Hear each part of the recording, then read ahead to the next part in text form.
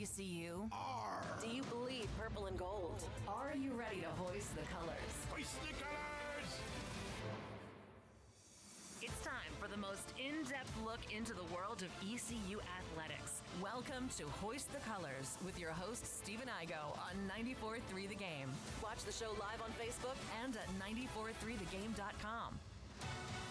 Here's Stephen Igo. Opening night is here for East Carolina basketball. Pirates will host Georgia Southern, Minges Coliseum tonight at 7 o'clock Eastern. It'll be on ESPN Plus, and it'll be on the ECU Sports Network. We're live on YouTube, Facebook, and X. If you got a question, comment, concern, we can get into some ECU Charlotte as well. This is going to be a basketball-driven show. I'm sure Lane Smith's already in the chat complaining, but that's part of it.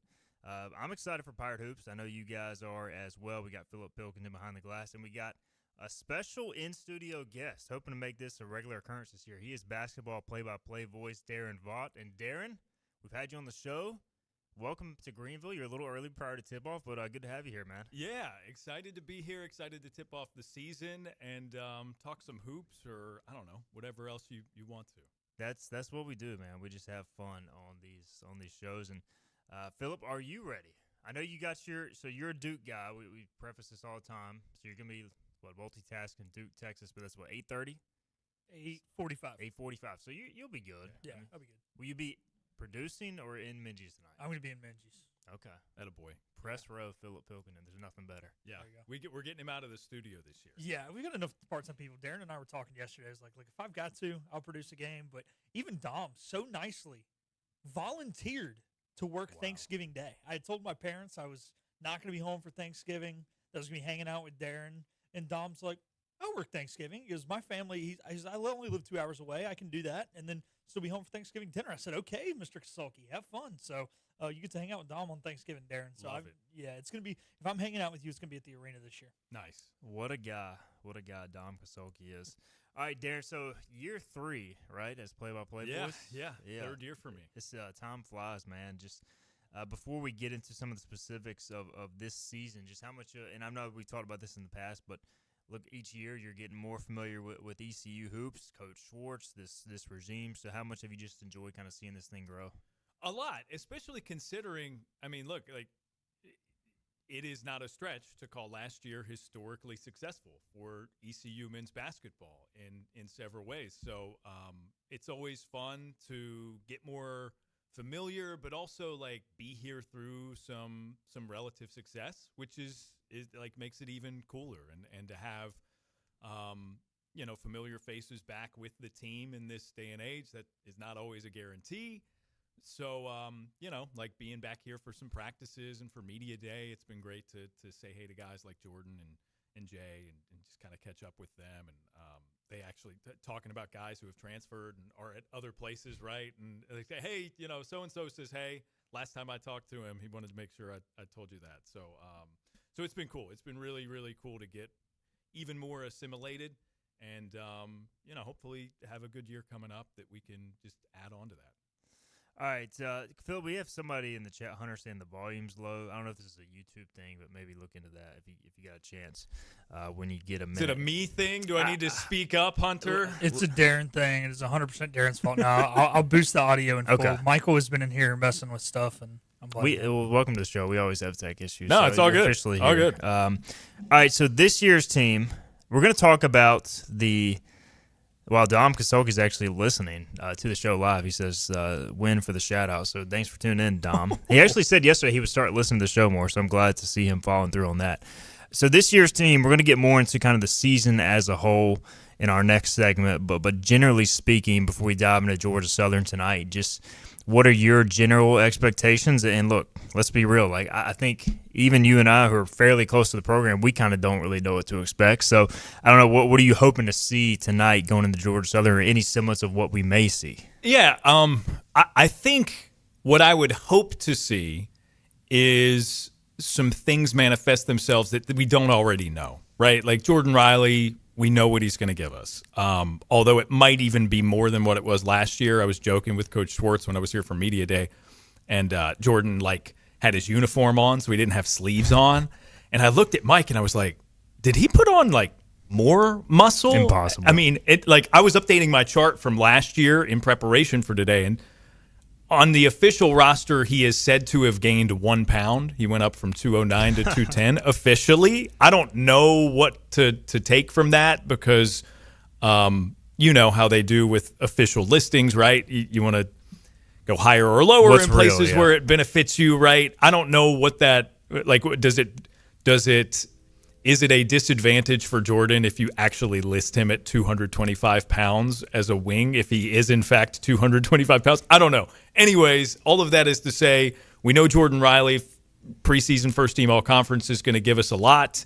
I expect there to be growth from guys like Jay Shane Woodard and added contributions from that. But then it was kind of a mystery of like, okay, who do I include more information on my chart here, like in the effort to be prepared? I just think there's potentially a depth with this team that has not been there the past couple of years. And even if guys are successful in their roles, we get to conference play, I just don't think it's realistic to expect that the rotation's going to be 10 if we have 10 or 12 capable guys. So tonight is the start of all of that kind of falling into place, and it should be interesting. So that's what I'm excited to see. Hunter says much better, Philip and Daron. So good job. I don't know if you're talking about it or if Philip boosted you, but we got it either way. And so Georgia Southern going to tonight, ECU opened as a 7.5-point favorite. As of last night, that line 6.5 as of this morning. They bring a guy back who was an all-conference player 2 years ago, actually played against ECU in the Town Bank Classic, and now he's back after spending a year at UAB, basically a bench guy there. Did a solid job, but he averaged 17 a game at Georgia Southern. They have another preseason all-conference guy. So I think this is like a pretty good opening test. You're going to get a team that shoots a lot of threes, runs. It's not like you're playing some team that isn't capable of coming here and beating you. So I think we should see a pretty competitive game tonight. Yeah, I agree.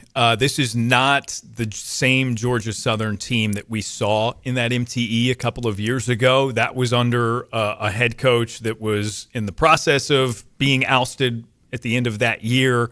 The head coach now is a Nate Oates guy from that coaching tree, which it's crazy. We're going to see a ton of that this year because USF has Brian Hodson, and he's another one of those guys. It'll be interesting, and having Moore back, the guy who was at UAB and then back at Georgia Southern. That's a player who, as a member of Georgia Southern, did not light it up against the Pirates, but one of his best games of the season last year for UAB was inside Menzies. Of course it was. Yeah, of course. 16 points, 4 of 7 from 3. So we got that to keep an eye on tonight. It's a good team. It's a good team that I think is going to be a pretty good opening test for the Pirates, and it will challenge that consecutive seasons winning a home opener streak. Yeah, I was talking to Grady Dillon, who obviously is the ECU basketball media relations guy, and he's like, yeah, I don't know exactly where this opening day win streak ranks. He said he couldn't exactly figure it out. I don't know if you had the number officially. I don't. It was 20 plus maybe? Yeah. Around there? Yeah. But I don't have it on me right now. It's in the notes. Philip, you don't have it made a note of it. No, I don't. I'll deep dive. Either way, ECU, if they've done one thing great in men's basketball over the years, it's win on opening night. So, he was like, I'm trying not to put it out there into the universe because I don't want to jinx this. And look, Grady, I understand that. But, I mean, it's 25 straight. 25 so straight. So a win tonight would be 26 That's pretty remarkable. Straight. So Grady, in doing a good job at his job, has put out feelers across the country at times just to say, hey, if you know that your school's streak is longer, just let me know.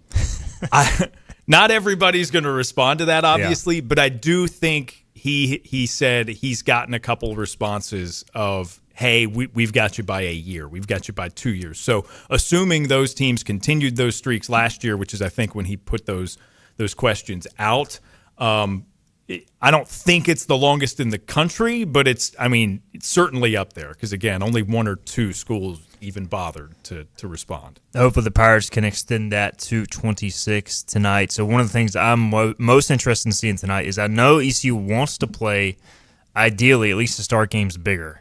Giovanni Imajuru, obviously the George Mason transfer at the 5, and they brought in Eli DeLaurier from Providence, 6'10". He's been practicing at the 4. Reed Kaysen, 6'10", has been practicing at the 4. But Georgia Southern's pretty small and fast, so like how – and I asked Coach Schwartz kind of how soon in the game are you going to have to make an adjustment if needed? And he's like, we'll just have to wait and see. So I'm curious to see how that plays out. Yeah, I think this is part of the seeing what we've got process because – look, Gio Imajuru is a big addition for this team, and they're going to want to play him on the floor as much as they possibly can.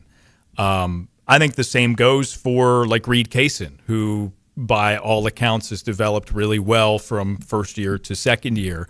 There are 4 or 5 guys on this team that measure at about the same height and weight as somebody like Sir Malonga did last year, right? And that's just not been the case the past few years, that the Pirates have had this kind of size, this kind of length.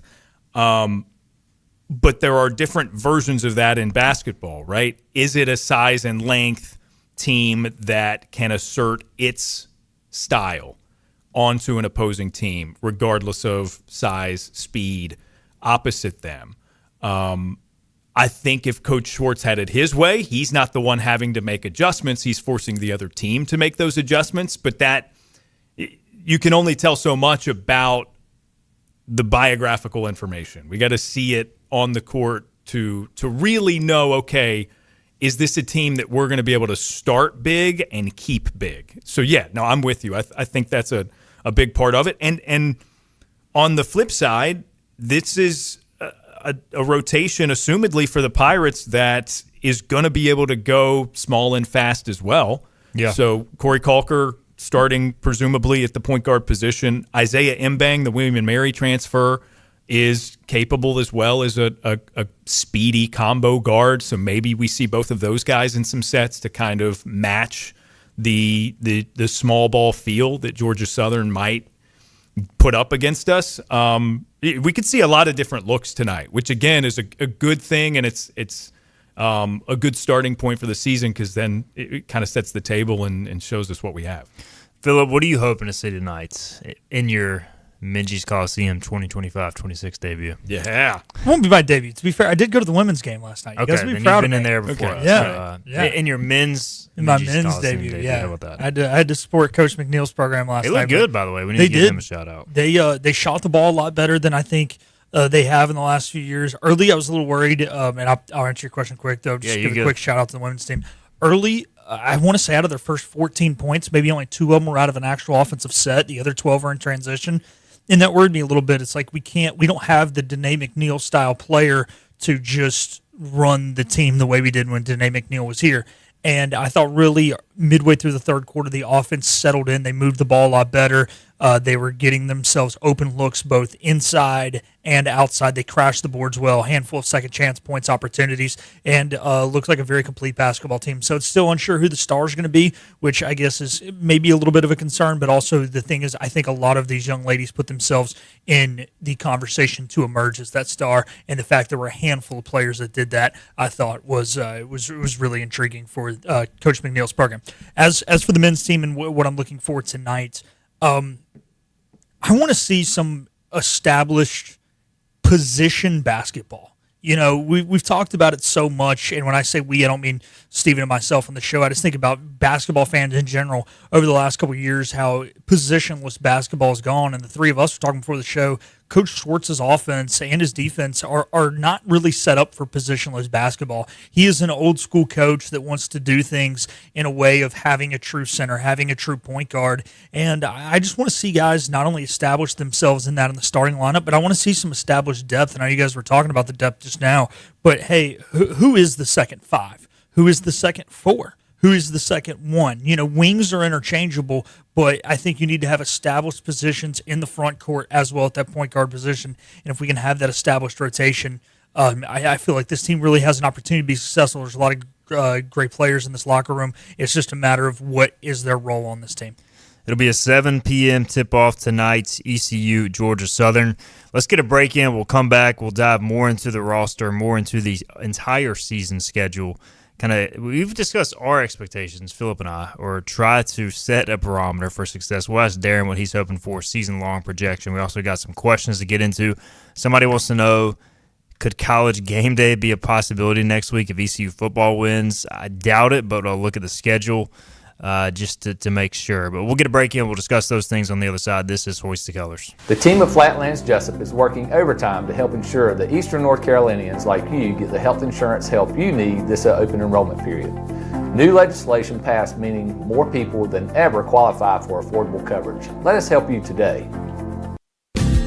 Big tax credits are back. Get a 30% tax credit, up to $2,000 off your new Mitsubishi electric heat pump install. Let Comfort Master help you take advantage of the tax credits with a qualifying Mitsubishi electric ducted heat pump or non-ducted Mitsubishi electric mini splits. Mitsubishi electric mini splits are ideal for bonus rooms, garages, or sunrooms. If you need a new HVAC unit, call Comfort Master today. Call Comfort Master.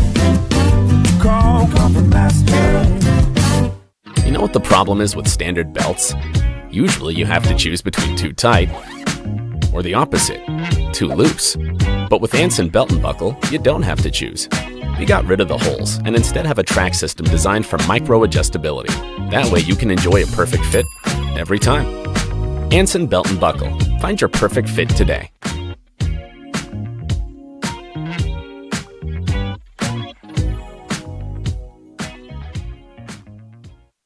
Healthwise Pharmacy rounds the bases with all of your infusion, retail, compounding, and medical equipment needs. Locally owned and operated by pharmacist Marcy Parker, Healthwise has grown to be your most trusted provider for infusion services. Currently providing in-home or on-site infusions in North Carolina, South Carolina, and Virginia. Visit Healthwise Pharmacy at 615B South Memorial Drive or call 252-295-0059 to speak to a patient service representative to find the option that best suits your needs. Tired of the 1-800 numbers advertising Medicare products? Flatlands Jessup has 6 offices all throughout Eastern North Carolina. Get face-to-face help from our local award-winning licensed team. Stop by today. Flatlands Jessup, your whole world covered. The best burgers around. Everyone loves a thick, juicy, and fresh burger. Tiebreakers does real burgers better than anybody. And don't forget about the cheese sticks, fresh salads, and more. So don't just go to any burger-themed restaurant chain. It's time to break the chain and eat local. Tiebreakers, burgers and sports at its best. Go Pirates! Arrgh! In this age of globalization, we've learned that bigger isn't always better. Ever tried to get phone help from a big corporation from a real person? Right. That's what's so nice about Phelps Chevrolet. After more than 50 years serving our community, Phelps remains family-owned and operated. Mike, Daryl, Wave, West, Alan, and Clay deliver hometown service and integrity, same as always. They share your experience, they share your values, and they are ready to help with any motoring need. Come get you one. Loyal and bold, we're the purple and gold. Yo ho ho!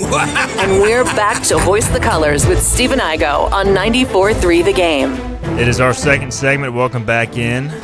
ECU basketball tips off tonight, the men's team, inside Minges Coliseum, 7 p.m. Eastern tip-off against Georgia Southern from the Sun Belt. We're talking a lot of hoops. Daron Vaught in studio. We're hoping to make this a regular thing this year.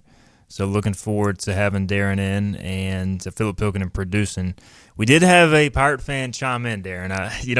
This is to be expected. Yeah. Like, I get it. You can't come into, I guess, on an ECU heavy program and not get a little bit of flack. A-Win in Florida says, I hope Daron doesn't use the laptop with an ACC sticker in Minges, needs an ECU sticker. So I'll let you address this. Yeah, no, I get. First off, I get it. Second off, we're going to make this a public plea. My computer does need an ECU sticker, so there's lots of room up here.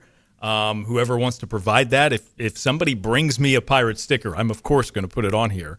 But I do a lot of work with the ACC. You'll see USA Baseball here too. I've got some things about like Emory and Henry College is my alma mater. There's an Elon sticker on here too. I've got a grad degree from there. So like, listen, this is a collection of my things on display, and I would love to add the Pirates because, again, as we talked about earlier, this is year 3 for me. This has become a pretty big piece of my working calendar, but I do other things. So I would just appreciate maybe a little bit of grace when it comes to the stickers on the computer.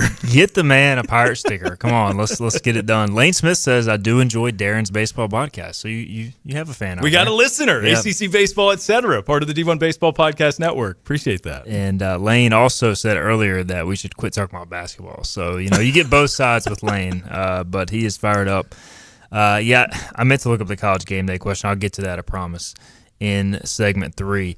All right, Corsair says, when Minges is full, it's a tough place to play. We must recruit and have good competitive teams to get people to come. So what do we need to do to elevate from a mid-level team to a high-level team? He's asked this about recruiting in the past, and I'll let you weigh on this, Daron, as somebody who has come into the program, from maybe a little bit of an outside perspective last 3 years. Like, I've been around it my whole life, and I've always said, what comes first? The chicken or the egg type argument. The winning will bring more interest, more recruits. Obviously, if you invest now, that leads to better players.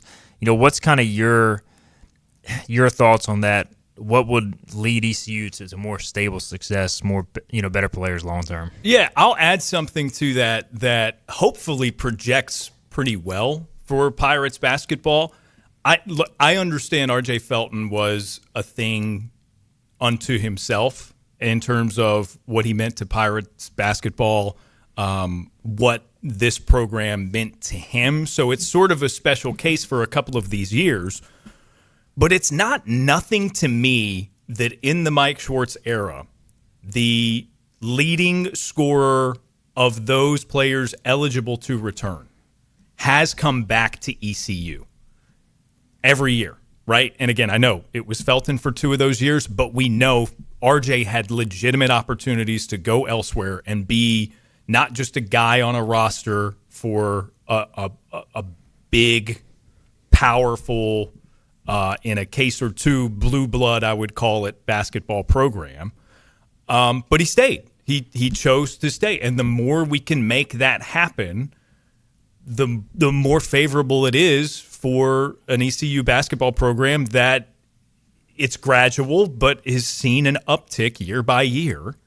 And look, like Jordan Riley, this is his 3rd school, but we got some guys on the roster who are kind of in the same boat, 3 or 4 schools deep. It would not have been hard for Jordan Riley to, for whatever reason, he had opportunities. Not want to be here anymore and go elsewhere and do his 1 year for us and be on to the next one. But he's back.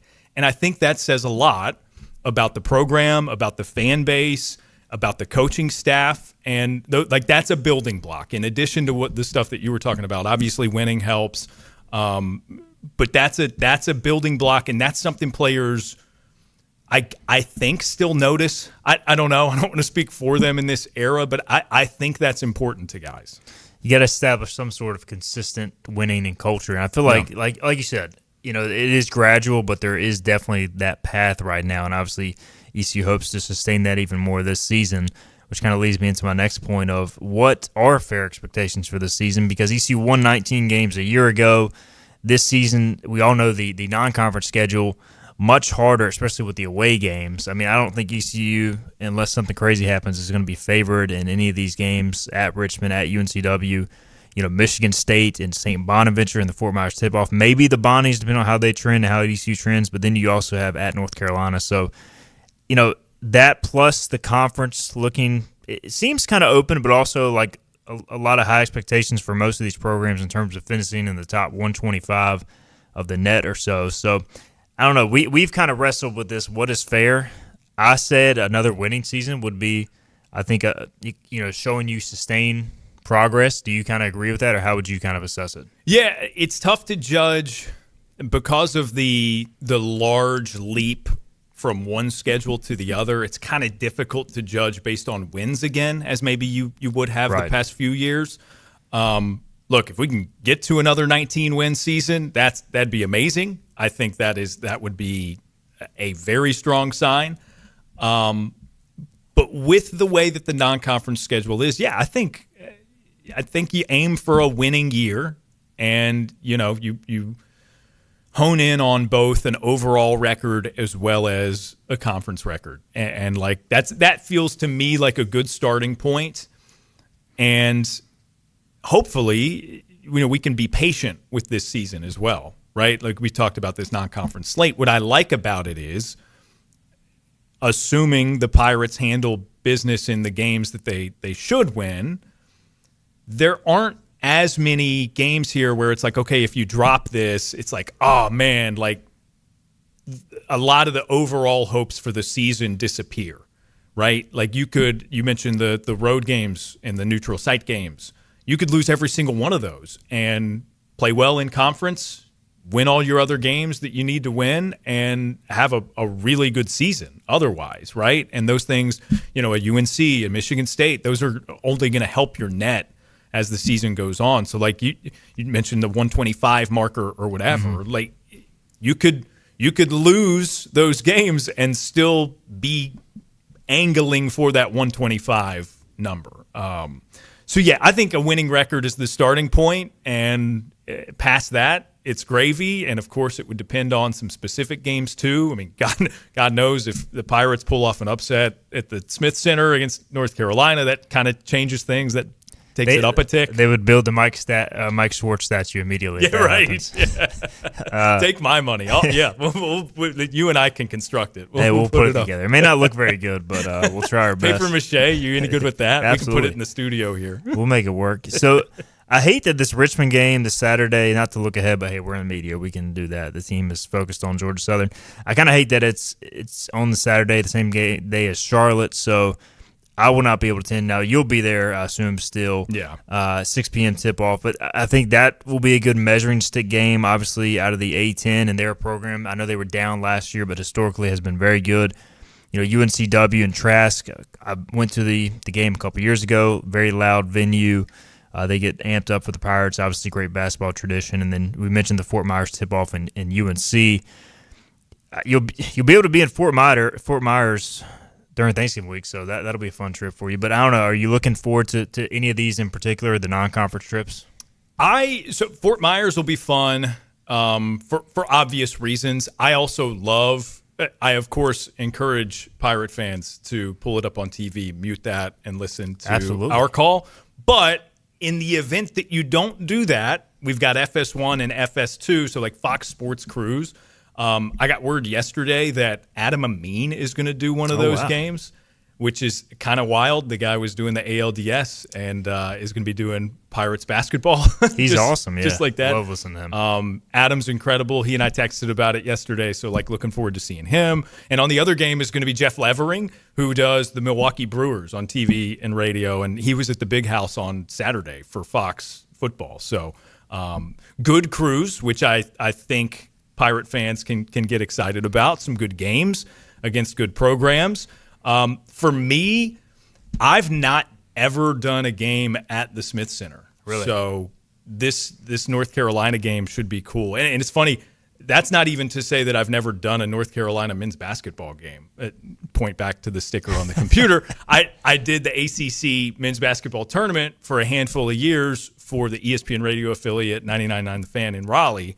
And as part of that, did a couple of North Carolina games. So here I am at this. Like I've never done a game in the Smith Center. So that's one that I'm looking forward to, and hoping that the Pirates have a good season up until that point, so we can get some hype going into it. And who knows, maybe even a bold prediction here at the set here that I going into that one can be like, yeah, Pirates are going to upset them. Here we go. We talked about the formula already to beat UNC. So, Daron, though, I do like, you're mentioning all this stuff with Fox during that MTE. I like how the MTE, in which we're the first game both days, is actually going to probably be organized. The second game will actually know what time they're tipping off. But when we were the second game last year, you and I were trying to math out what time to go on air. It was the worst. Because they said the game started every 2 hours. And then one time we had like a 50-minute pregame show, and me, you, and Dom had to do like a full-on studio host. We were doing an episode of Hoist the Colors, is what we were We doing. pretty prior much to were. the game. Yes. Like we just. Oh That's the my best way to goodness, do it. that was The the best way to kill worst time. MTE ever. And I'm really not trying to like bash on anybody. Like I'm not Baller trying to be TV. a jerk, but just like the organization. Like I felt so bad for Daron. I felt so bad for Grady from some of the like horror stories they were texting me during the week. Like It's okay. My awe and wonder of being in the same venue in Daytona where the 1996 Bash at the Beach happened, which is like the most, I don't know if you guys are pro wrestling fans, the most famous heel turn ever. Hulk Hogan went Hollywood Absolutely. for NWL. Same venue. So I was didn't just know like, that. There you go. I was at the Mecca when that was happening. So, it could have been the worst organized thing ever, and I just would have been appreciative. What's the as we'll hit this and get a break in because we totally haven't done anything I said we would do this segment. But that's typically how the show goes. You throw me in, man. Like that's what I did. We're gonna get off the rails. That's the best. That's the best radio though. Best podcasting.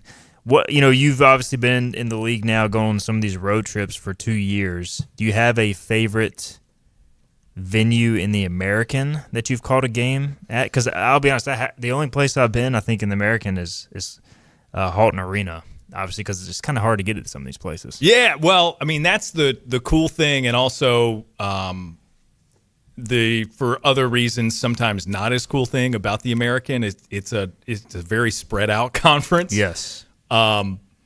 But for traveling purposes, like I think it's a really great traveling conference. A lot of good cities. You get some good cities: San Antonio, Philadelphia, New Orleans. You gotta fight through Tulsa and Wichita, but those are okay. Like Wichita, the Roundhouse, I would put that toward the top of the list of favorite venues. last year in Dallas, and I know this isn't venue specific, but this is city specific. You got to do you guys were in Dallas for like 2 or 3 days one time, right? Yeah. And you got to go to some museums and different things, and some of the guys went to the stockyards. So like, yeah. my point is like, even the venue's not that cool. Like you get to like turn into a tourist for like 2 days. That's the rare occasion, right? So like most of these trips, we go the night before, we wake up in that city, play the game, and then we'll fly back, right? So there's not a whole lot of time to enjoy things outside of the basketball things. But a couple years ago, this would have been year one for me, because of weather that was going to be happening, we went early to Philadelphia. So, I mean, I'm not working out with the team. I don't have responsibilities other than calling the game. So I ended up with like a day and a half totally free in Philadelphia. It was awesome. And again, it was rainy and gross, but I was able to kind of gallivant around. And we did the same thing a couple of years ago when SMU was still in the conference. We coupled that trip with North Texas, so you get some time in the DFW area. And the cities are great. New Orleans was a good trip last year. That's also a fun venue. It's very intimate. It's almost like high school or middle school gym-ish at Tulane. Is Tudor Fieldhouse or is that Rice? But yeah, I've always heard that one's small. The Tulane. It's small, but it's cool. It's like if you can envision the old windows at whatever your middle school or high school arena was, and it's got like the creaky little lever, and then you push it and it angles open, or you pull it back shut. Like it's those along the side wall of this place, and it's just kind of like tucked in an alleyway because it's New Orleans. It's a cool venue. Fogelman Arena. Devlin yeah. Fieldhouse. Yeah. So there you go. Yeah, I think Tudor Fieldhouse is the Rice Arena. Y'all have this year, I know we got to get a break in, but so at Wichita on January 21st, at North Texas January 24th. I'm wondering, are y'all going to stay on the road, or is that a road That's a good home? When I was here for a practice a couple of weeks ago, Jesse, the director of operations and chief of staff, and I were talking about it, and I think at that time maybe was undetermined what we were going to do. I think the guys for sure would just prefer come back that night and then leave a couple days later for North Texas. I would guess that's probably how that's going to work. It works out better when it's two schools that are super a close. Little bit closer than that. Yeah. Makes sense. All right, let's get a break in. We'll come back. I promise we'll talk more about the roster and all that good stuff. We have had like 3 or 4 questions. If ECU needs a 3-point shot at the end of the game, who are they going to throw the ball to? So I can do it. We'll try to figure that out as well. This is Hoist the Colors Pirate Basketball opening night tonight. We'll be right back on the show.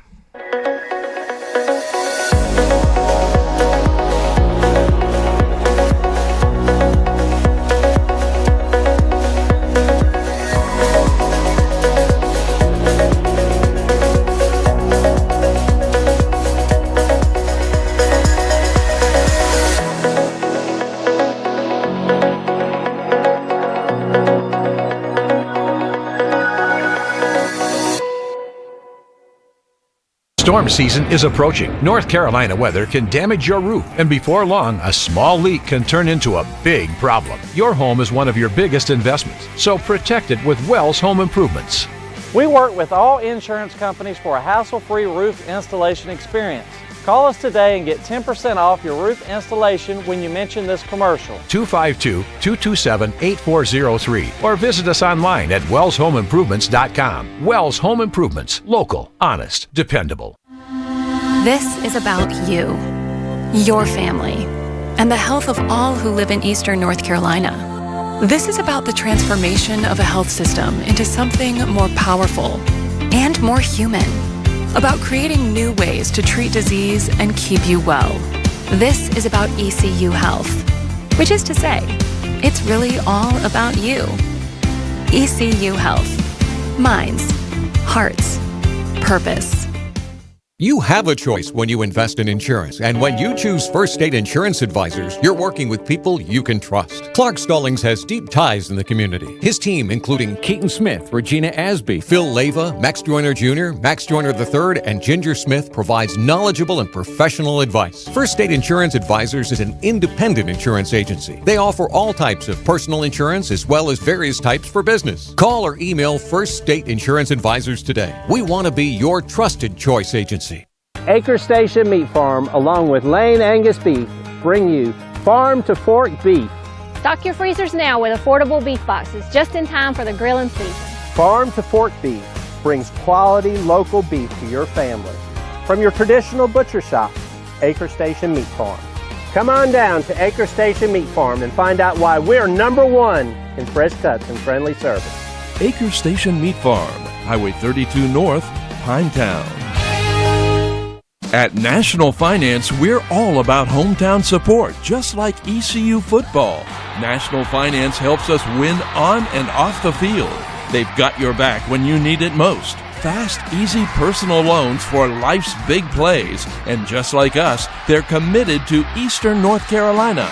National Finance, proud supporters of ECU athletics. Visit nfcmoney.com for loans as fast as today. Oh, hey, welcome back. You got here just in time. This is Hoist the Colors on 94.3 The Game. All right, welcome back in. Hoist the Colors, segment 3 here. Fun show thus far. Hanging out with Daron Vaught in studio, ECU basketball play-by-play voice. Philip Pilkington behind the glass as well. So we did get a question earlier in the chat. Bryce wants to know, could College Game Day come to Greenville next week? So here's the slate for next week, at least the headliners on paper. You've got Notre Dame, Pittsburgh. Pittsburgh has been trending up lately, and so that could be a possibility. That's a noon kick, though, and it's scheduled to be on ESPN+. You have Oklahoma, Alabama. No, that's big ESPN, it looks like.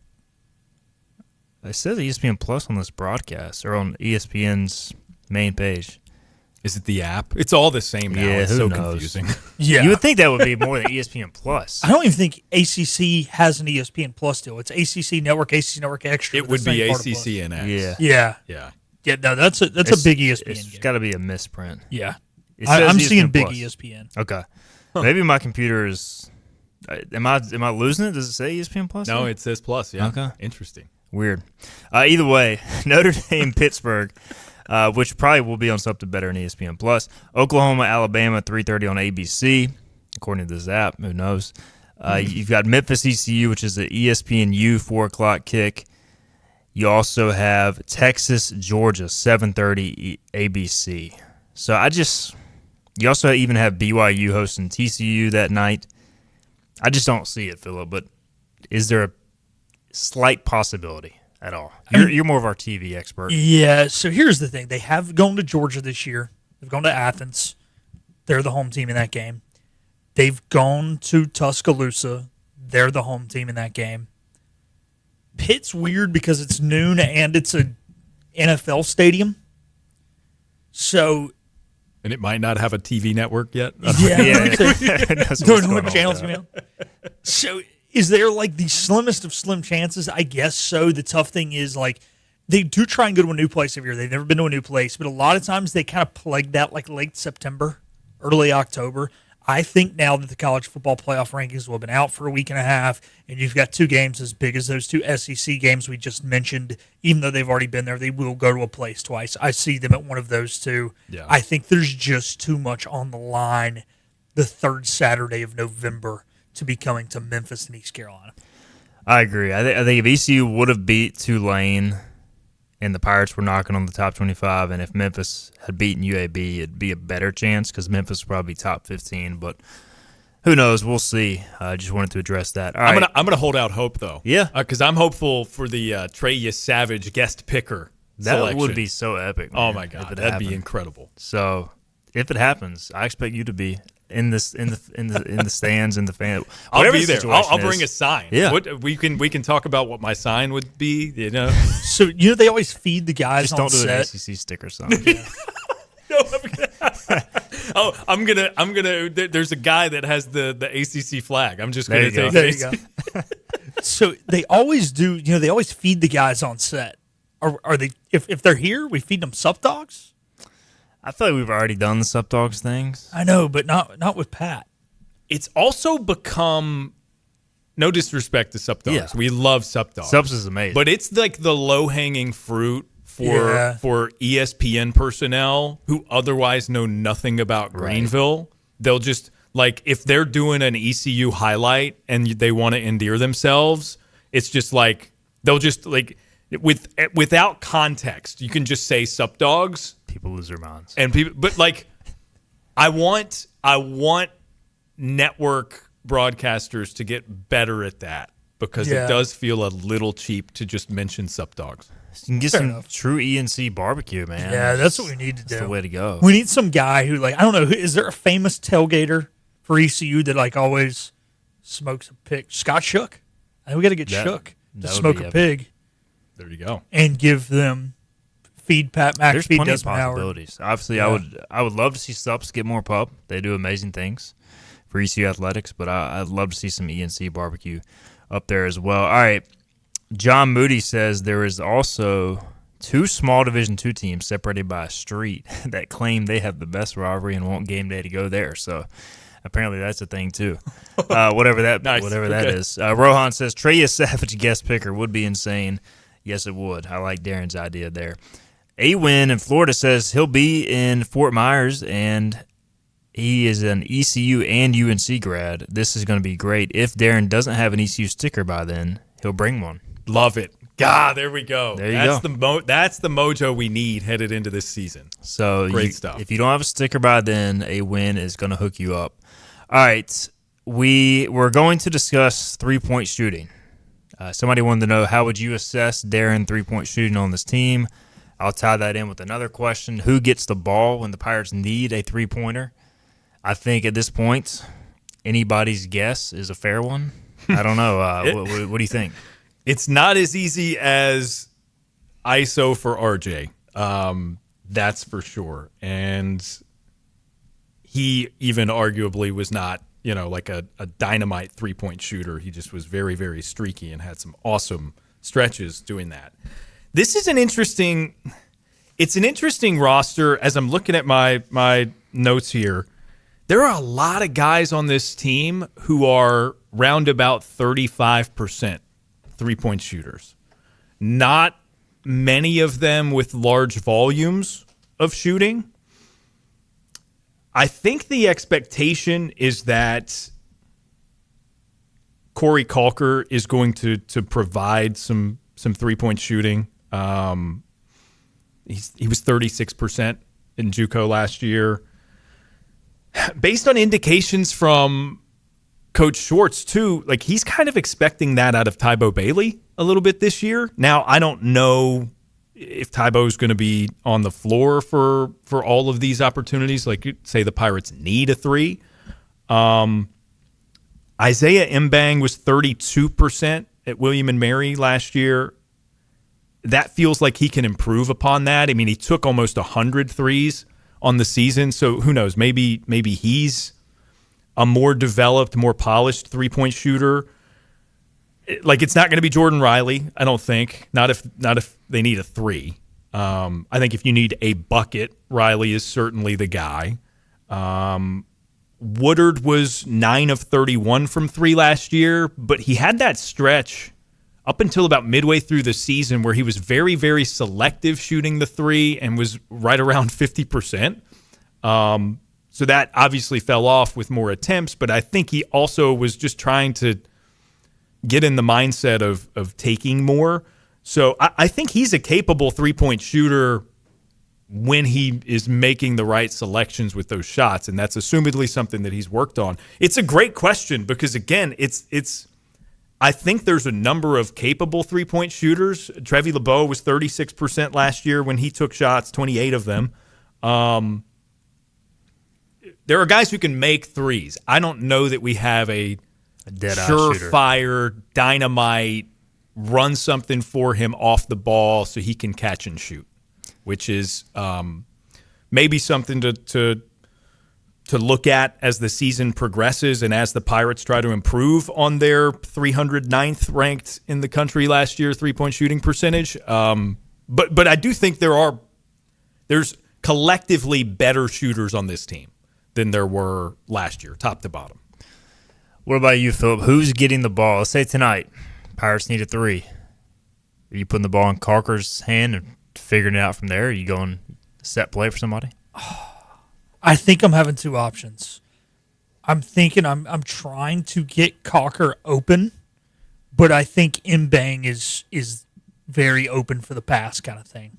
And I know that's kind of a cop-out answer, but I think you try and set some sort of screen, and if they switch and they switch well, it's a quick catch, 1 zip pass to Mbang. So I wouldn't make him the screener in this scenario. You know, maybe have Cocker kind of up top and kind of Mbang maybe on the wing, and whoever gets the better look takes it, I guess. I don't know. It's a crap answer. But see, like even with him or him being Mbang or Calker, like, I don't know. I feel like I got to see it first. You know what I mean? It's kind of tough to judge for tonight specifically because we just haven't seen these guys in game action. So that would maybe lead me to believe that hypothetically tonight gets down to you need a 3 in the closing seconds situation.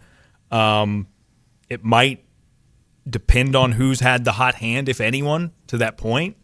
So, you know, like if Isaiah's banged a few and he's 3 for 4 from deep, maybe that's when you go to him. If Calker's able to use the dribble and create some space to get himself an open shot, and that has been obvious throughout the night, maybe you let him do his thing. I don't know. It'd be interesting to see. Like that's a go-to guy in those situations is a question mark at this point. Undoubtedly, and we'll get a little bit more clarity hopefully tonight when the Pirates take the floor. Let's get our final break in. We'll come back. We'll wrap up the show after this. Hurry to Greenville Toyota for model year-end savings on a Camry. Just $229 a month. $229 a month. Or new RAV4, $279 a month. $279 a month. Only during our model year-end move-out. Right now at Greenville Toyota. You know what the problem is with standard belts? Usually you have to choose between too tight or the opposite, too loose. But with Anson Belt and Buckle, you don't have to choose. We got rid of the holes and instead have a track system designed for micro-adjustability. That way you can enjoy a perfect fit every time. Anson Belt and Buckle. Find your perfect fit today.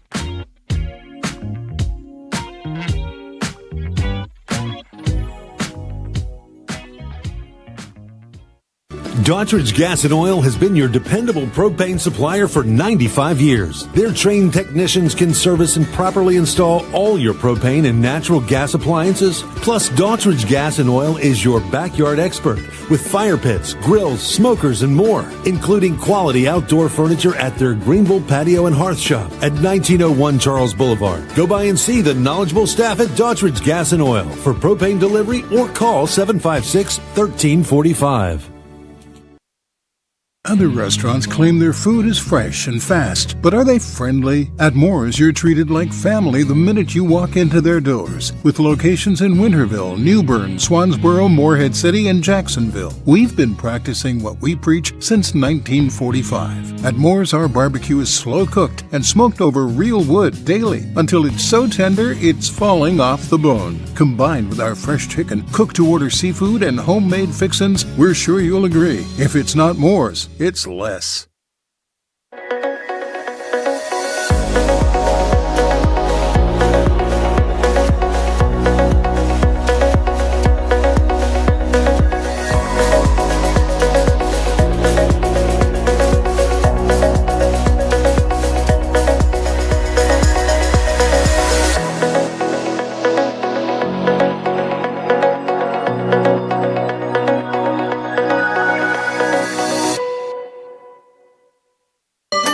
Your confidence makes everything look good. You see the world in vivid color, not black and white. Swing through your neighborhood Fantastic Sam's Cut in Color and let our experienced stylists take you from everyday to extraordinary. Fantastic Sam's hair salons are locally owned and operated. Our full-service salons are conveniently located in Goldsboro, Kinston, Greenville, New Bern, Jacksonville, and Calabash. Stop in today at Fantastic Sam's, where the possibilities are endless. It's Greenville Toyota's model year-end move-out. Save on a new Corolla, just $149 a month. $149 a month. Or new Tacoma, $249 a month.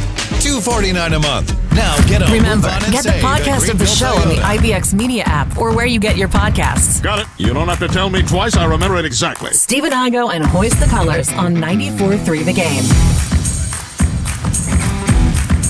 So it's been a fun hour. Daron Vaught in studio. He'll be on the call tonight on the ECU Sports Network, 94.3 The Game, and all our affiliates. So appreciate Daron stopping by. The real question is, Daron, what are you going to do for the next 4 or 5 hours? You hanging out in town? Yeah, you going to go to Sup Dogs? I got to find something to eat, so Okay. that's a good suggestion. I got to get a little bit of work done. So yeah, no, I got a few hours to burn, but You can go buy an ECU sticker to put we'll on figure your, it out. your laptop. I kind of like making somebody else present me with the sticker. That's fine. just for the bit. I won't go buy one. So A-Win is going to be there in Fort Myers and hook you up with a sticker. So we were talking about some personnel earlier, obviously, and I've heard Travion LeBeau went down with an injury at some points. He's getting tests done. They don't know the severity. We talked about it with Coach Schwartz prior to practice yesterday, and they don't really know. But I've heard he could miss some time with a lower body injury. So if he's out, how does that change things for these Pirates? yeah, I think he was a candidate to be kind of a spark plug, off the bench guy anyway, and maybe a steady presence with the specific experience of being with this program coming off the bench. So I don't know that it affects necessarily the starting lineup.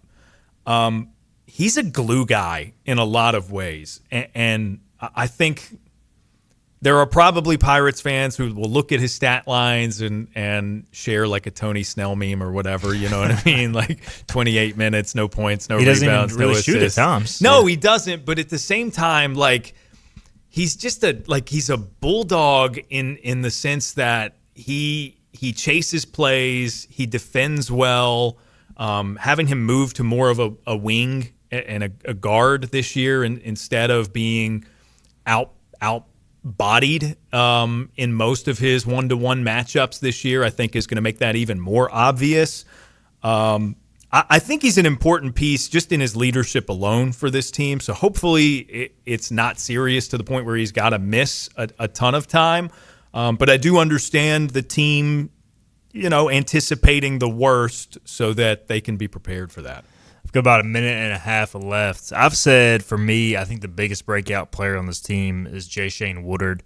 I just feel like with his length, his ability to score in different ways, you kind of touched on his shooting earlier. I think he's got a good shot when he's set and is pretty aggressive with it. So, I don't know. I feel like Jay Shane, it wouldn't shock me, honestly, if he goes from what he put up last year to leading the team in scoring. Obviously, George is going to be a candidate for that as well, maybe Calker. But what are you expecting out of Jay Shane this year? Yeah, I'm going to offer a stat from last year. He scored 9 or more points in 9 games for the Pirates. They won 7 of them. I think when he's going, it's an indicator that the offense is moving fluidly and in a way that's conducive to winning. And look, I think the second year coming out of a JUCO could be a really big jump for him. I mean, this dude was 15.5 points per game, 12 rebounds per game with really good shooting percentages before his time as a Pirate. He's capable of that. And the length, the ability to get above the rim and attack is something that plays in the American, as we saw last year, but he was very deferential, wanted to, leave it to the guys, the RJs and the CJs. I think this is his time to kind of step up and be a top dog. Darren, this was fun, man. We are about out of time, but we'll have to make this a regular thing. Let's do it. I don't know if you'll be in town 7 hours before tip-off every week. I can be. Yeah, I can try. All right. Well, this was a lot of fun, and we had a lot of great questions throughout the show. And I promise, folks, we'll talk more football if you're looking for that tomorrow. We'll talk a lot of football. But I'm excited about hoops tonight, man. So it'll be 7 o'clock tip-off, and we'll hear you on the call, man. Thanks for heading in. Awesome. Thank you, guys. Absolutely. Philip, appreciate you behind the scenes, as always. Yeah, man, it was fun, guys. And glad to have college basketball back. Crossover season officially here as we head into the winter.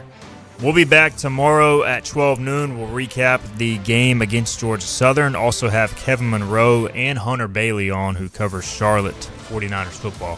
We'll see you then on HTC.